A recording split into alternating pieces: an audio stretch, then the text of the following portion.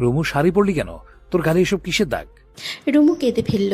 কান্নার মাঝেই শুরু থেকে শেষ অবধি সবটা বলল উজ্জ্বল ভাইকে। কান্নার গতি বাড়তে বাড়তে কখন যে উজ্জ্বলের বুকে মাথা রেখেছে তার হুঁশ নেই। উজ্জ্বল স্তব্ধ, বাকরুদ্ধ, তবে ভেতরে জমে থাকা নিয়ন্ত্রণহীন রাগ ক্ষোভ ধীরে ধীরে বাড়ল। মস্তিষ্ক টক বক করে রক্ত চলাচল অতি সত্বর বাড়াচ্ছে। উজ্জ্বল রুমুর গালে হাত রাখল, ব্যতিব্যস্ত হয়ে বলে, আর কোথায় মেরেছে? সারা শরীরে। ঘন ঘন শ্বাস নিয়ে চোখ বন্ধ করল উজ্জ্বল। দাঁতের দাঁত পিষে জড়িয়ে ধরল রুমুকে।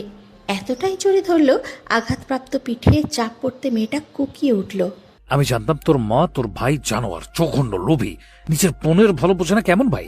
বিশ্বাস করুন হিমেল ভাই সবার সামনে ভদ্রতার মুখোশ ধরে থাকে। আপনি কখনো ভেবেছিলেন উনি এমন? উজ্জ্বলের শ্বাস প্রশ্বাস ক্রমাগত বাড়ল। সত্যি তো ভদ্র শিক্ষিত ছেলে সে।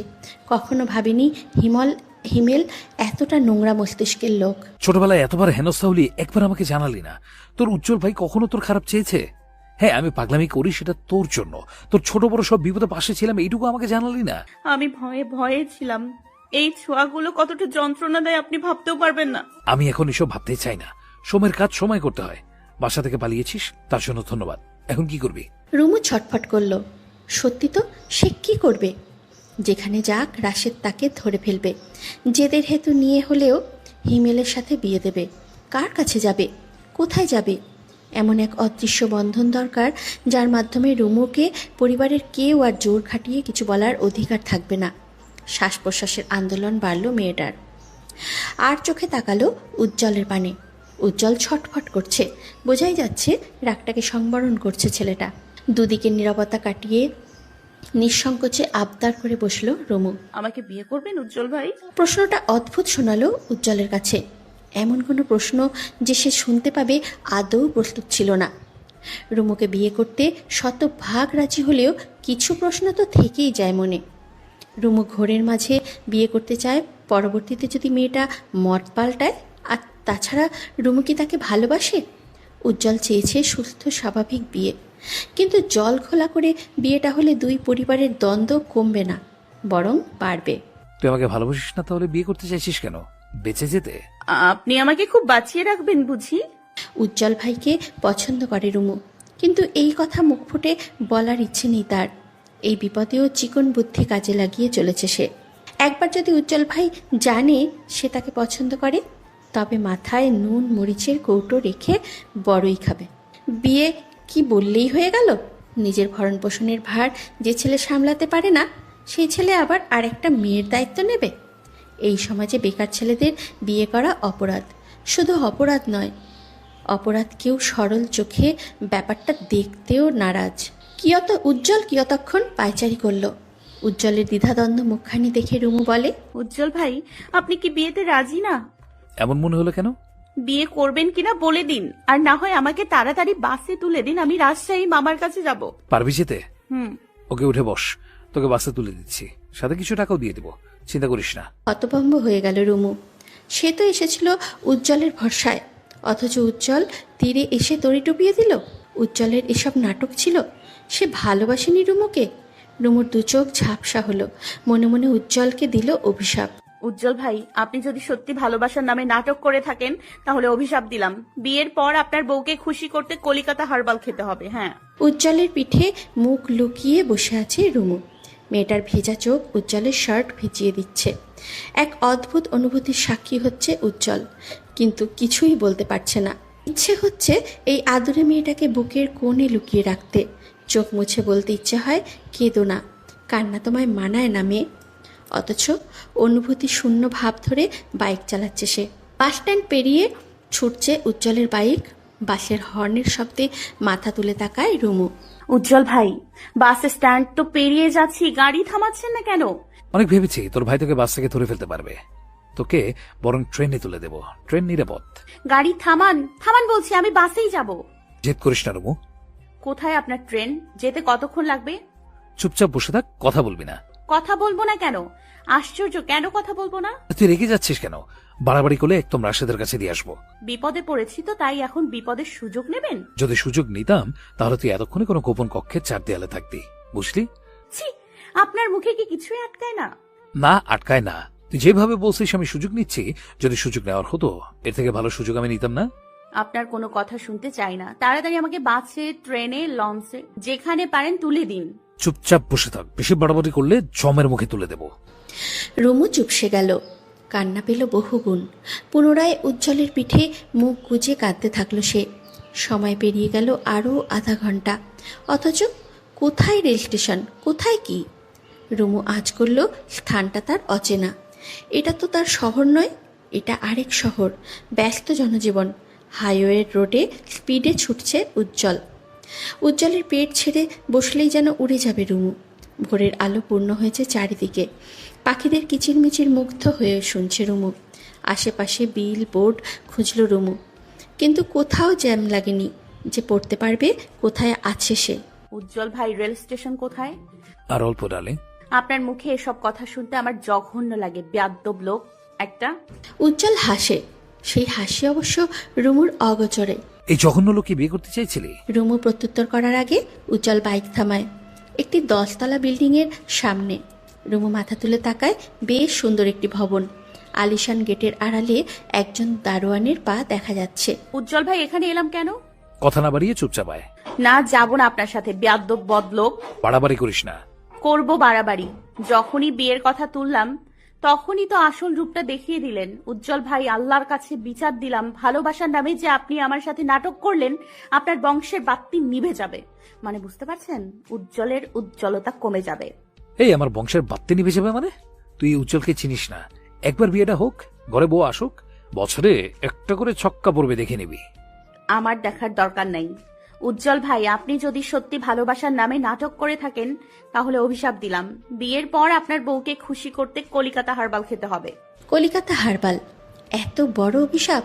উজ্জ্বল তাজ্জব বনে তাকিয়ে রইল রুমুর পানে। ভেতরে ভেতরে রাগে ফুলে ফেপে উঠল সে। তুই কাকে কি অভিশাপ দিলি নিজেও জানিস না। উজ্জ্বল খপ করে রুমুর হাতটা ধরল, দ্রুত তাকে টেনে নামালো বাইক থেকে। চল, তোকে প্র্যাকটিক্যালি বুঝাতে চাই কলিকাতা হারবালের প্রয়োজন আছে কি নেই। রুমু ভরকে গেল। উজ্জ্বলকে রাগিয়ে দেওয়া উচিত হয়নি। গেটের দারোয়ান উজ্জ্বলকে দেখে ঠিকই চিনতে পারল। এই ছেলে মাঝে মাঝেই আসে, কিন্তু উজ্জ্বলের পাশে মেয়েটাকে। দারোয়ানের সন্দিহান দৃষ্টিতে উজ্জ্বল বাঁকা হেসে বলে, ইয়াং ছেলে এইভাবে তাকিয়ে আছো কেন অন্যের বউয়ের দিকে? বিয়ে করেছ? তোমারও কি কলিকাতা হারবালের প্রয়োজন হয়েছে? বোঝাতে চাইছি, কলিকাতা হারবাল চেনো? তোমার কি প্রয়োজন হয়েছে? মানে ওষুধটা কতটা কার্যকর জানতে চাইছি। যদি কার্যকর না হয় অন্য প্রোডাক্টের খোঁজ নিতে হবে। উজ্জ্বল রুমুকে টেনে নিয়ে গেল। লিফটে উঠে রুমুর হাত ছাড়ল সে। দুজনেই তখন হাঁপাচ্ছে। এখানে কেন এনেছি জানিস? এটা উর্মিয়াপুর বাসা। ভেবেছিলাম আপুর সাথে আলোচনা করে সিদ্ধান্ত নেব বিয়েটা কি এখন করবো নাকি পরে, নাকি তুই এখানে কয়েকদিন গা ঢাকা দিয়ে থাকবি। তুই যেহেতু আমার ভালোবাসার প্রশ্ন তুললি, আবার আমাকে সাংঘাতিক অভিশাপ দিলি, তখন আজকেই তোকে বিয়ে করব। প্র্যাকটিক্যালি বোঝাবো হারবালের প্রয়োজন আছে কি নেই। উজ্জ্বল ভাই, আমি মজা করেছি। তুই আমার মেইন পয়েন্টে আঘাত দিয়েছিস। এবার আর রিডিং ফিডিং পরে কাজ নেই, যা হবে প্র্যাকটিক্যালি হবে। রুমু ভয় পেলেও কোণঠাসা হয়ে মেয়েটা হু হু করে কেঁদে উঠল। উজ্জ্বল তার কান্নায় পাত্তা দিল না, চোখ রাঙিয়ে বলে, এই কদবি না, এমন একটা ভাব করছিস যেন তোকে তুলে নিয়ে এসেছি, অথচ তুই নিজে আমাকে তুলে এনেছিস। রুমু হতভম্ব হয়ে গেল, কান্না থামিয়ে বলে, আমি তুলে আনলাম কখন? তুই বলে আমি বাড়ি থেকে বেরিয়েছি, সেখান থেকে তোকে নিয়ে এখানে চলে এসেছে, মানে তুই আমাকে তুলে এনেছিস। আপনার কথায় কোনো যুক্তি খুঁজে পাচ্ছি না উজ্জ্বল ভাই। আমার লজিকে যুক্তি আছে, তুই এসব বুঝবি না, চুপ থাক। তর্কাতর্কির মাঝে লিফট থামলো 8 তলায়। দুজনে গিয়ে দাঁড়ালো একটি দরজার সামনে। বেশ কয়েকবার বেল বাজাতে দরজা খুলল একটি ছেলে। ছেলেটা চোখ কচলে তাকালো উজ্জ্বলের পানে। উজ্জ্বল, সাত সকালে তুমি? তাড়াতাড়ি এসেছি বলে কি আপনার আফসোস হচ্ছে দুলা ভাই? সকালে নাস্তা খাওয়াতে হবে বলে কি টাসকি খেয়ে গেছেন? আশ্চর্য, তুমি আমাকে সবসময় এমনভাবে ট্রিট করো যেন আমি এই জগতের মহান কঞ্জুস। তা নয় তো কি দুলা ভাই, বিয়ের ঘটনা আমি ভুলি নাই, তাই খোটা দেওয়াও ছাড়ি নাই। যাই হোক, আসসালামু আলাইকুম। এতক্ষণে সালাম? আচ্ছা, আমিও না হয় জবাবটা আরো কিছুক্ষণ বাদে দেব। তা পাশের মেয়েটা কে? আমার বউ, চাচাতো বউ। চাচাতো বউ মানে? চাচাতো বোন ছিল, এখন চাচাতো বউ হয়ে গেছে। তামিম অবাক হয়ে তাকিয়ে আছে। উজ্জ্বলের কথা তার মাথায় ঢুকছে না। অপরদিকে উজ্জ্বল তামিমকে পাশ কাটিয়ে ঘরে প্রবেশ করে। উজ্জ্বলের ভাই বোন বলতে শুধু একমাত্র বড় বোন আছে, তার নাম উর্মি। অপ্রত্যাশিত ভাইয়ের কণ্ঠে শুনতে পেয়ে ছুটে আসে উর্মি। তার অবাকটা আরও বহুগুণে বেড়ে গেল যখন পাশে দেখতে পেল রুমুকে। রুমুর হালচাল দেখে আতঙ্কিত হয়ে উর্মি বলে, রুমু, তোকে কে মারলো? তোর সারা শরীরে মারের দাগ। উজ্জ্বলের চাপা রাগটা বাড়ল। দাঁতে দাঁত পিষে বলে, ওর জানোয়ার ভয় আছে জানো না? আর ওর মায়ের কথা আশা করি বলতে হবে না। কিন্তু মারলো কেন? সব কথা বলবো, আগে এক গ্লাস পানি তো দাও, রুমুকে ফ্রেশ হতে দাও। ভাই, তুই কি ওকে হলুদের আসর থেকে তুলে এনেছিস? অদ্ভুত, এমন কেন মনে হলো তোমার? না মানে এই সাজ পোশাকে? তুলে আনার হলে আগেই আনতাম। যাই হোক, কথা না বাড়িয়ে যা বললাম তা করো। উর্মির এক সেট জামা দিয়ে রুমুকে পাঠিয়ে দেওয়া হলো গোসল করতে। অপরদিকে উজ্জ্বল রুমুর ব্যাপারে সবটা খুলে বলল। বিয়ের প্রসঙ্গ তুলতে বাদ সাধল উর্মি। সে চায় না একমাত্র ভাইয়ের বিয়েটা বাবা মা ছাড়া হোক। প্রায় আধা ঘন্টা যাবৎ ভাই বোনের বাকবিতণ্ডা চলল। উজ্জ্বল আপোষ মানতে নারাজ। আজকেই বিয়ে হবে, যে করে হোক। তবে বাবা মাকে এই মুহূর্তে জানানো যাবে না, বিয়ের পর জানানো হবে। উজ্জ্বলের জোরাজুরির কাছে হেরে উর্মি রাজি হলো বিয়েটা হোক। রুমুকে নিয়ে কারো কোনো মাথা ব্যথা নেই, কিন্তু তার পরিবার একবার জানতে পারলে তাণ্ডব শুরু করবে। সকাল বাজে প্রায় 7:30। উজ্জ্বল তার দুই বন্ধুকে আসতে বলল। কাউকে কিছু না জানিয়ে তারাও রওনা হলো। তামিম আজ অফিসে যায়নি, মূলত উজ্জ্বল তাকে যেতে দেয়নি। তার দায়িত্ব যে করে হোক কাজী খুঁজে বের করতে হবে, যে করে হোক বের করতেই হবে। হঠাৎ বিয়ের তোড়জোড় দেখে ভয় লাগলো রুমুর। ঘরে পড়ে সে বিয়েতে রাজি হয়েছে, কিন্তু এরপর কি হবে? বাংলা সিনেমার মতো উজ্জ্বল ভাই বিয়ের পর যদি মুখোশ পাল্টে ফেলে, তিনি যদি বলেন বিয়েটা প্রতিশোধ স্বরূপ করেছেন, তখন কি হবে? এসব ভাবতে ভাবতে নাকে এলো ঘি দিয়ে পরোটা ভাজার সুঘ্রাণ। রুমু ভেজা চুল থেকে গামছা সরিয়ে উর্মিকে বলে, তোমার ভাই ইদানিং বাড়াবাড়ি করছিল তাই। আমার ভাই ইদানিং না, আগে থেকেই বাড়াবাড়ি করছিল। তোর হয়তো চোখে পড়েনি। আজ তোর হাতে দেব তুলে আমার ভাইকে, দেখবো কতটা সামনে রাখতে পারিস। উজ্জ্বল ভাইকে সামলানো যায়। এই ভাই ডাকা একদম বন্ধ। তবে জানিস, আমার ভয় হচ্ছে বিয়ের কথা শুনে চাচা চাচি কি যে করবে। কলিং বেলের শব্দে ছুটে গিয়ে দরজা খুলল উর্মি। উজ্জ্বল এসেছে, হাতে কিছু প্যাকেট। বোঝাই যাচ্ছে টুকিটাকি শপিং করেছে। মিষ্টির প্যাকেট নিয়ে দাঁড়িয়ে আছে উজ্জ্বলের বন্ধু শিয়াম এবং দীপু। উর্মি সবাইকে বসতে দিয়ে রান্নাঘরে যায়। উজ্জ্বল রুমুকে রান্নাঘরে দেখতে পেয়ে আদেশের সুরে বলে, এই হারবাল, আমার পেছন পেছন আয়, কথা আছে। হারপাল এই নামে কাউকে ডাকে? এই নামে কেউ কাউকে ডাকে? গেস্ট রুমে প্রবেশ করতে দ্রুত দরজা বন্ধ করলো উজ্জ্বল। রুমু প্রতিবাদ জানিয়ে বলে, হারবাল কোনো নাম হলো? বক বক করে না ডার্লিং। শোনো, আমার সামর্থ্য অনুযায়ী তোমার বিয়ের শাড়ি কিনলাম, আর আমার জন্য পাঞ্জাবি। শাড়িটা খুব বেশি দামি না, মাত্র 2700 টাকা নিল। এত সুন্দর করে উজ্জ্বল বুঝিয়ে বলল, রুমু মুগ্ধ হয়ে শুনছিল। খুব সুন্দর একটি লাল শাড়ি আর উজ্জ্বলের সাদা পাঞ্জাবি। শিরায় উপশিরায় অনুভূতিরা কানায় কানায় পূর্ণ হলো। উজ্জ্বল শাড়িটা জড়িয়ে দিল রুমুর মাথায়। এই তো লাগছে আমার বউ। উজ্জ্বল যখন বিয়ের প্রস্তুতিতে ব্যস্ত, তখন তাকে হন্যে হয়ে খুঁজছে রাশেদ। সে জানে উজ্জ্বল ছাড়া রুমুকে নিয়ে যাওয়ার মতো সাহস আর কারও নেই।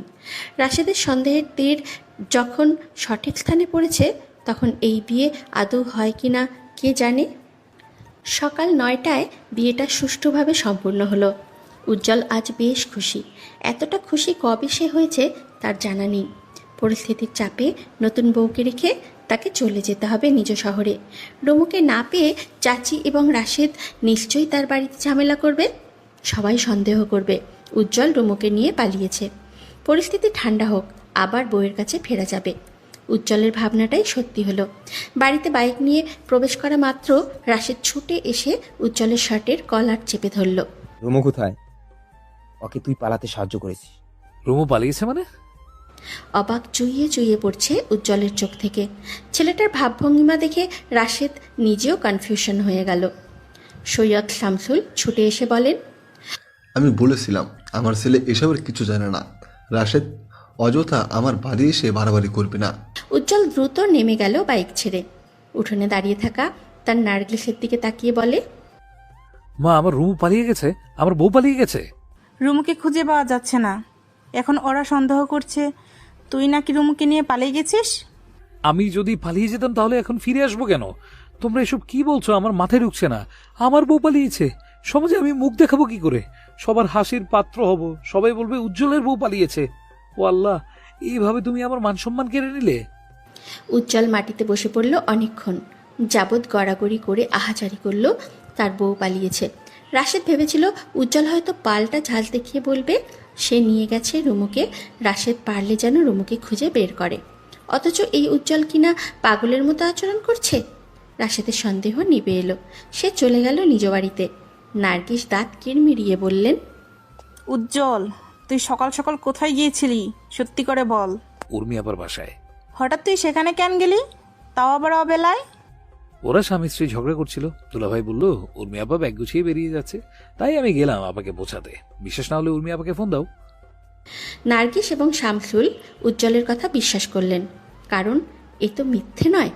মাঝে মাঝে উর্মি ঝগড়া করে বাপের বাড়ি চলে আসে, যদিও এইসব ঝগড়ার কোনো আগামাথা নেই। সব অহেতুক বিষয় নিয়েই তাদের ঝগড়া।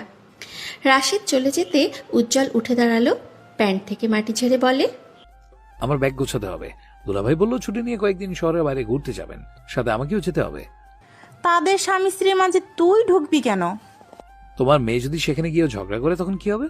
দুলাভাই রিস্ক নিতে চান না, তাই আমাকে যেতে বলেছে। বিশ্বাস না হলে ফোন করে জিজ্ঞাসা করো। উজ্জ্বলের কথা শামসুল এতক্ষণ চুপচাপ শুনছিলেন, কিন্তু এই পর্যায়ে এসে তিনি প্রশ্ন না করে থাকতেও পারলেন না। রুমুজির নিকুজ মেয়েটাকে খুঁজে দেওয়ার ব্যবস্থা কর। কোথায় আছে আমার তো চিন্তা হচ্ছে। চিন্তা করে লাভ নেই, রুমু ওর বান্ধবীর বাড়িতে আছে, এই কথা আবার কাউকে জানানোর দরকার নেই। মেয়েটা যেখানে আছে সেখানেই তার জন্য বেশি নিরাপদ। উজ্জ্বল বোনের বাসায় ফিরল সন্ধ্যায়। রুমু তখন ঘুমে কাবু। টানা একটা দিন মেয়েটার জাহান্নাম কেটেছে। ঘুম, খাওয়া, মানসিক শান্তি কিছুই ছিল না তার। উজ্জ্বল রুমুর জন্য বেশ কিছু জামা কাপড় এনেছে। রুমুকে ঘুমোতে দেখে বাইক নিয়ে পুনরায় বেরিয়ে পড়ে সে।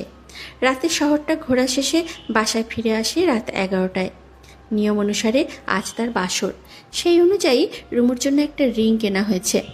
কিন্তু সবচেয়ে বড় ব্যাপার, হঠাৎ একটা মেয়ের সাথে কি করে একা এক ঘরে থাকবে সে? ভাবতেই হাঁসফাঁস লাগছে। কেউ শুনলে নিশ্চয়ই হাসবে। হাসার এই তো কথা, হাসারই তো কথা। মনের ভেতরে চেপে থাকা প্রলয় কাউকে বোঝাতে পারবে না উজ্জ্বল। রুমুকে প্রথমবার কাছে পেয়ে কি করবে সে? জড়িয়ে ধরবে, নাকি চুমু খাবে, নাকি উফ, ভাবতে পারছে না উজ্জ্বল। মনে মনে নিজেকে গালি দিল বেশ কয়েকবার। জীবনে এত এত রোমান্টিক সিনেমা দেখে লাভ কি হলো, যদি সুযোগ মতো কাজেই না লাগাতে পারে? উজ্জ্বল যে এত রোমান্টিক সিনেমা দেখলো, সব কি বিফলে যাবে? সবাই একসাথে খাবার খেয়ে যে যার কাজে ব্যস্ত। উজ্জ্বল গেস্ট রুমে এসে শুয়ে পড়ল। এই ফ্ল্যাটে 3টে বেডরুম। যতবার এখানে এসেছে উজ্জ্বলের এই গেস্ট রুমে থাকা হয়েছে। সবার হাবে ভাবে মনে হচ্ছে রুমু আজ পাশের রুমটাতে থাকবে।